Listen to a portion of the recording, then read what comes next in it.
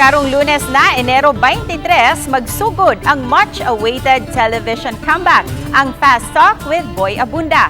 Makitaan kini sa GMA Network alas 4:05 sa hapon hangtod na sa alas 4:25. Gipasalig ni Senior Vice President for Entertainment, Lilibet Rasunable, nga ang programa maoy magsilbing lamas sa kahaponon sa mga viewers sa taas nga katuigan. Midugang si Rasunable nga naanad na ang mga televiewers nga mananaw sa mga drama nga giproduce sa entertainment group.